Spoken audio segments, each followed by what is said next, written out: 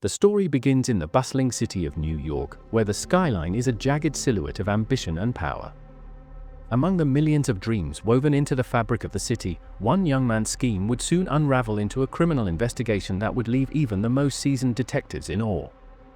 This is the story of Ethan Cole, a 22-year-old college student who conned a major bank out of $10 million by pretending to be a high-powered CEO. What started as a seemingly harmless act of deception would spiral into one of the most audacious white-collar crimes in recent memory. Ethan Cole was an unassuming figure on the campus of Columbia University. With his tousled brown hair, wire-rimmed glasses, and a wardrobe that leaned heavily on thrift store finds, he blended seamlessly into the sea of students rushing to lectures or hunched over laptops in the library.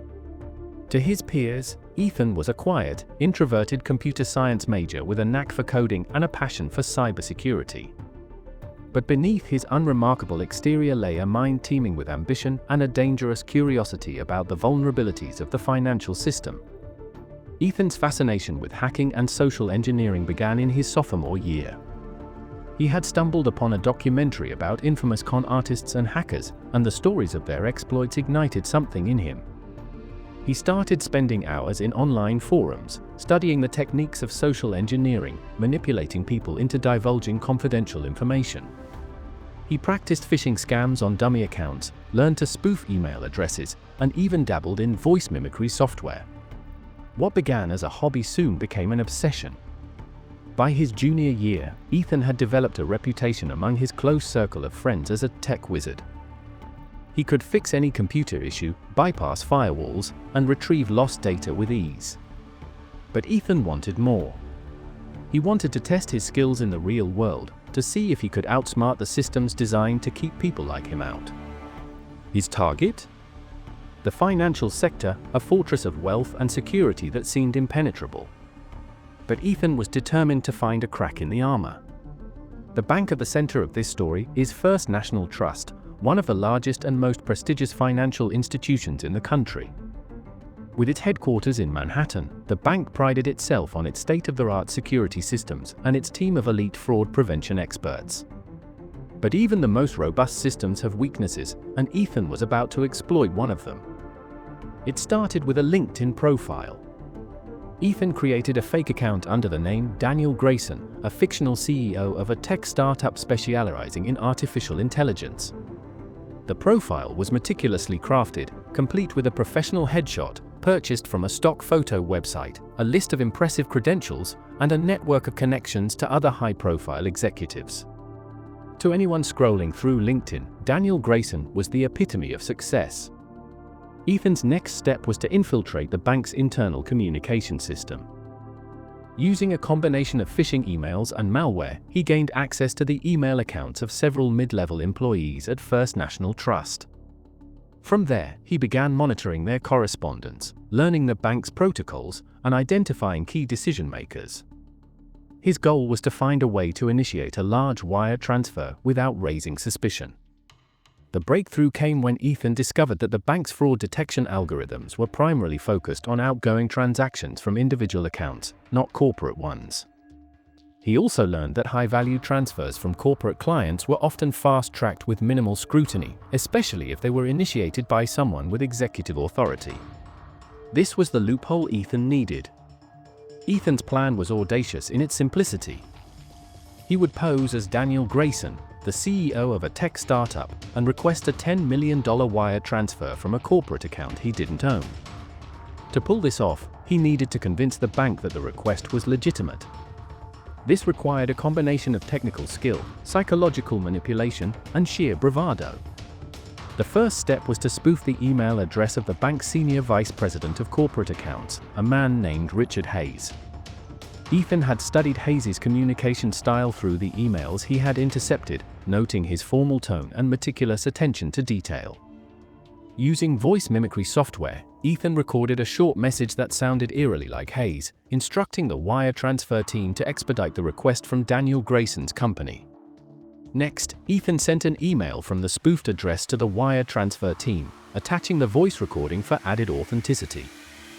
The email explained that the transfer was part of a confidential acquisition deal and needed to be completed immediately. To further sell the ruse, Ethan included fabricated documents that appeared to be signed by both Hayes and Grayson. The wire transfer team, accustomed to handling high-stakes transactions, processed the request without question. Within hours, $10 million was transferred to an offshore account in the Cayman Islands, controlled by one of Ethan's aliases. The money disappeared into a labyrinth of shell companies and cryptocurrency wallets, leaving no trace of its final destination. It wasn't until 3 days later that the bank discovered the fraud. A junior analyst noticed a discrepancy in the corporate account from which the funds had been withdrawn and flagged it for review. When Richard Hayes was contacted to verify the transaction, he denied any knowledge of it. Panic spread through the bank's executive offices as the realization set in: they had been conned out of $10 million. The bank's internal investigation team was mobilized, and within hours, the case was handed over to the FBI. Special Agent Laura Bennett, a seasoned investigator with a reputation for cracking complex financial crimes, was assigned to lead the task force. Bennett had seen her share of white-collar criminals, but something about this case struck her as different. The level of sophistication, the attention to detail, and the sheer audacity of the scheme suggested that the perpetrator was no ordinary fraudster. As Bennett and her team began piecing together the evidence, they uncovered a trail of digital breadcrumbs that led them to Ethan Cole. The fake LinkedIn profile, the spoofed email address, the voice recording, all of it pointed to a young man who had managed to outsmart one of the most secure financial institutions in the world. But how had he done it? And why? The first act of this story sets the stage for a high-stakes game of cat and mouse. Ethan Cole, the unassuming college student, has pulled off a heist that would make even the most seasoned criminals envious. But as the FBI closes in, Ethan's carefully constructed world begins to unravel. What started as a test of skill has turned into a dangerous game, and the consequences of his actions are about to catch up with him. The discovery of Ethan Cole's involvement sent shockwaves through the FBI's Financial Crimes Unit. Special Agent Laura Bennett had dealt with hackers, fraudsters, and con artists before, but this case was different. Ethan wasn't a seasoned criminal or a disgruntled insider. He was a college student, a kid, by all accounts, who had managed to outmaneuver one of the most secure banks in the world. Bennett knew that catching him wouldn't be easy.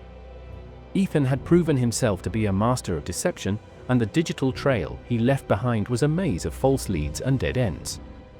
The confrontation that followed would test the limits of both Ethan's ingenuity and the FBI's resolve. The investigation began in earnest at Ethan's dorm room on the Columbia University campus. When Bennett and her team arrived, they found a modest space cluttered with textbooks, empty energy drink cans, and a high-end laptop that had been wiped clean. The room was a stark contrast to the sophistication of the crime Ethan had committed. It was clear that he had anticipated the raid. The laptop's hard drive was encrypted, and a small fireproof safe bolted to the floor was empty.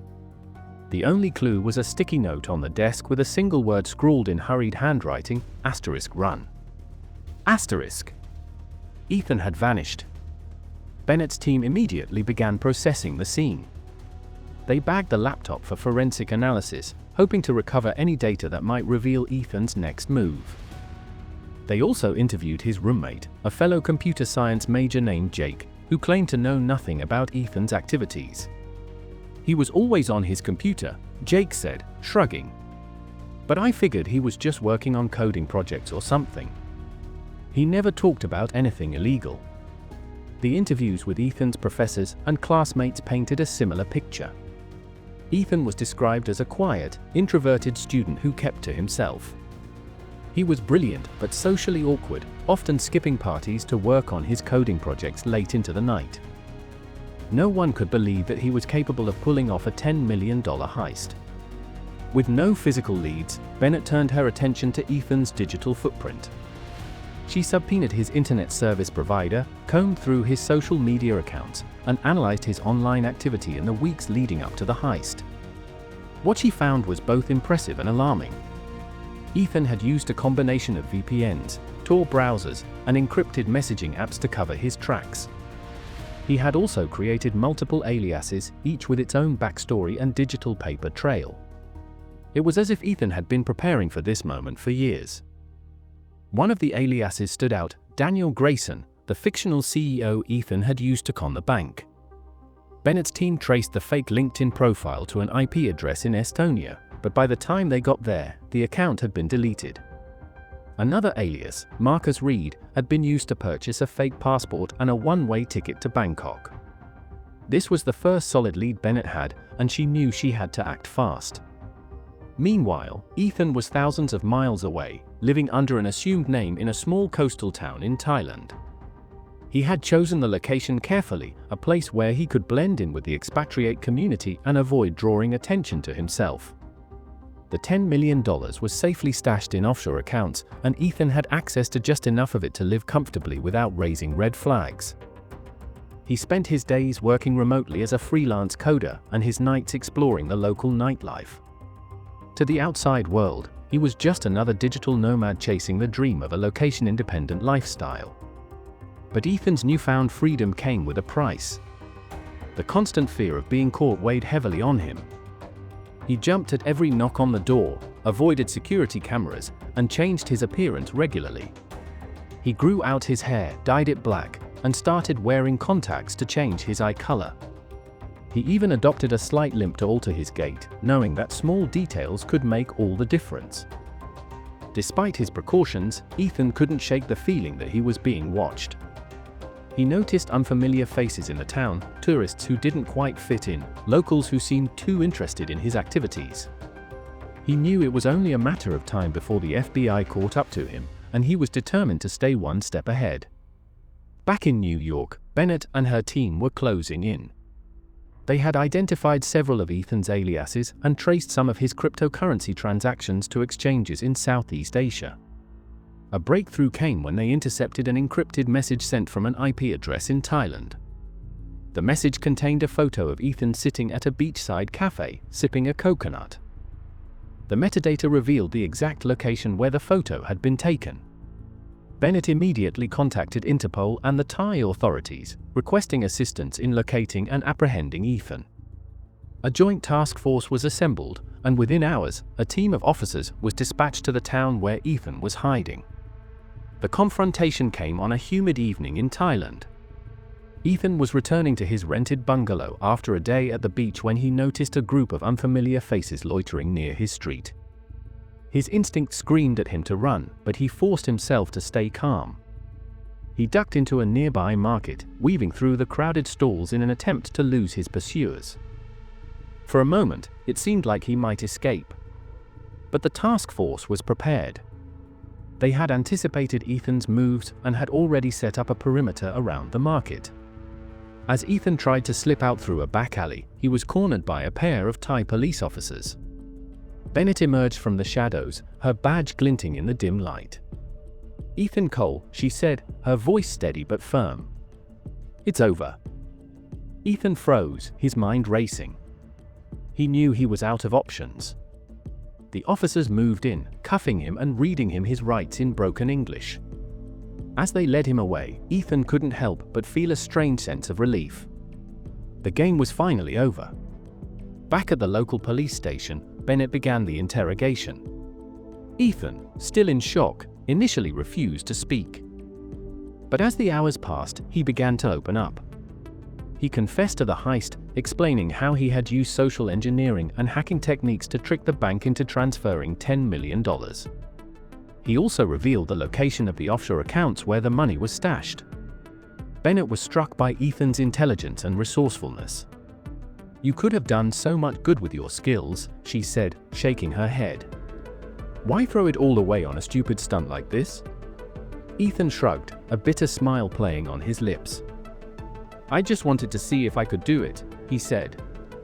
"I wanted to prove that the system isn't as secure as they think it is." The courtroom is packed with reporters, curious onlookers, and representatives from First National Trust, the bank he defrauded. The air is thick with tension as the judge enters and the proceedings begin. This is the culmination of a high-stakes investigation that captivated the nation, and the resolution of a case that blurred the lines between genius and criminality. Ethan sits at the defense table, his demeanor calm but his hands trembling slightly under the table. He wears a suit that hangs loosely on his frame, a stark contrast to the casual hoodies and jeans he once favored. His lawyer, a seasoned defense attorney named Claire Mitchell, sits beside him, her expression focused but unreadable. Across the room, the prosecution team is led by Assistant U.S. Attorney David Reynolds, a no-nonsense prosecutor known for his relentless pursuit of white-collar criminals. The trial unfolds over several weeks, with the prosecution presenting a meticulously constructed case against Ethan. They call witnesses from the bank, including Richard Hayes, the senior vice president whose identity Ethan had stolen to authorize the wire transfer. Hayes testifies about the damage the heist caused to the bank's reputation and the months of internal audits and security overhauls that followed. This wasn't just a financial loss, Hayes says, his voice tinged with anger. It was a breach of trust. Our clients rely on us to protect their assets, and this incident shook their confidence in us. The prosecution also presents digital evidence, including the spoofed emails, the fake LinkedIn profile, and the voice recording Ethan used to deceive the bank's wire transfer team. They trace the $10 million through a labyrinth of offshore accounts and cryptocurrency wallets, painting a picture of a meticulously planned crime. Ethan Cole didn't just stumble into this, Reynolds says during his opening statement. He orchestrated it with precision and cunning. He knew exactly what he was doing, and he did it for one reason: greed. The defense, however, tells a different story. Claire Mitchell argues that Ethan's actions were driven not by greed, but by a desire to expose flaws in the financial system. She calls cybersecurity experts to the stand, who testify about the vulnerabilities Ethan exploited and the broader implications of his actions. Ethan Cole is not a criminal, Mitchell declares in her opening statement. He is a young man who saw a problem and wanted to fix it. His methods were unconventional, but his intentions were pure. Ethan himself takes the stand, a decision that surprises even his legal team. Under oath, he admits to the heist but insists that he never planned to keep the money. "I wanted to prove a point," he says, his voice trembling. "I wanted to show that the system is vulnerable, that it can be exploited by anyone with enough knowledge and determination. I didn't do this for the money. I did it to make people pay attention." The cross-examination is brutal. Reynolds presses Ethan on his motives, pointing out that he had access to the $10 million and could have returned it at any time. "If you were so concerned about exposing flaws," Reynolds says, his tone dripping with sarcasm, "why didn't you just write a blog post? Why go to all this trouble?" Ethan hesitates, then admits that part of him enjoyed the challenge. "I wanted to see if I could do it," he says quietly. "I wanted to prove to myself that I was smarter than the system." The jury deliberates for 3 days. The case is complex, and opinions are divided. Some jurors see Ethan as a criminal who deserves to be punished, while others view him as a whistleblower who took extreme measures to expose a broken system. In the end, they reach a verdict: guilty on all counts. The judge sentences Ethan to 10 years in federal prison, a relatively lenient sentence considering the severity of the charges. "You are a young man with extraordinary potential," the judge says, addressing Ethan directly. "But you chose to use your talents for harm rather than good. I hope that during your time in prison, you will reflect on your actions and find a way to contribute positively to society." Ethan's story doesn't end with his sentencing. While in prison, he becomes something of a celebrity among his fellow inmates, who are fascinated by his exploits. He spends his time reading, writing, and teaching coding classes to other prisoners. He also begins working on a memoir detailing his journey from college student to convicted felon. The book, titled Breaking the System, becomes a bestseller, sparking a national conversation about cybersecurity and the vulnerabilities of the financial system. Outside the prison walls, Ethan's case has far-reaching consequences. First National Trust overhauls its fraud detection protocols, implementing stricter verification processes for high-value transactions. Other banks follow suit, and cybersecurity becomes a top priority for financial institutions across the country. Ethan's actions, though criminal, inadvertently lead to significant improvements in the industry. Special Agent Laura Bennett, who led the investigation, is promoted to a senior position within the FBI. She often uses Ethan's case as a cautionary tale in her lectures on financial crime. "Ethan Cole was one of the smartest criminals I've ever encountered," she says in an interview. But intelligence without ethics is a dangerous combination. We need to teach young people not just how to code, but how to use their skills responsibly. After serving 6 years of his sentence, Ethan is released on parole. He emerges from prison a changed man, determined to make amends for his past mistakes. He starts a non-profit organization dedicated to teaching underprivileged youth about cybersecurity and ethical hacking. He also becomes a sought-after speaker, sharing his story at conferences and universities around the world. "I made a lot of bad choices," Ethan says during a TED Talk. "But I've learned that it's never too late to do the right thing. I hope my story can serve as a warning and an inspiration, a reminder that with great power comes great responsibility."